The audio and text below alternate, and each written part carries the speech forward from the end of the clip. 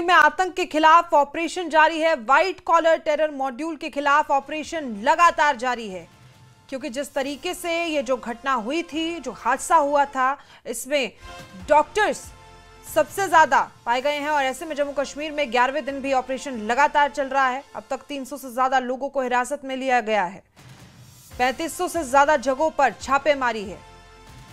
तमाम जांच एजेंसियां युद्ध स्तर पर कार्य कर रही हैं और जो शक के घेरे में हर उस शख्स से पूछताछ की जा रही है।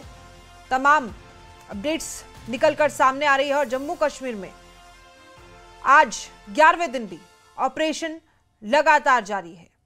व्हाइट कॉलर टेरर मॉड्यूल के खिलाफ यह ऑपरेशन है। 11वें दिन भी ऑपरेशन जारी है।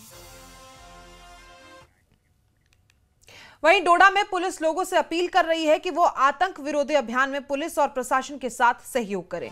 जिन भी किराएदारों ने अपना पंजीकरण अभी तक नहीं कराया है, वो अपने सभी दस्तावेजों को अपडेट करें, ताकि आगे किसी भी तरह की कार्रवाई में उन्हें कोई परेशानी ना हो। आपको बता दें कि इन दिनों सुरक्षा बल जगह जगह छापेमारी में जुटे हैं। आतंकी ठिकानों पर कार्रवाई जारी है। संदिग्धों पर नजर रखी जा रही है और इसी कड़ी में डोडा पुलिस लोगों को जागरूक कर रही है।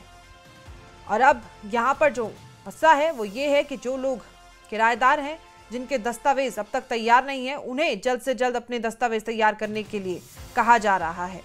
जिन भी किराएदारों ने अपना पंजीकरण अभी तक नहीं कराया है, वो सभी अपने दस्तावेजों को अपडेट कर लें, उनका पंजीकरण करा लें, ताकि आगे चलकर किसी भी तरह की कार्रवाई ना हो। अगर उनसे कोई पूछताछ होती है तो वैलिड डॉक्यूमेंट्स उनके पास में हो।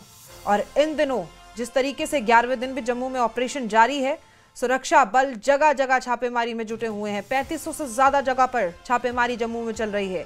रेलवे स्टेशन या फिर भीड़ भाड़ वाले इलाके, हर जगह पर लगातार छापेमारी जारी है।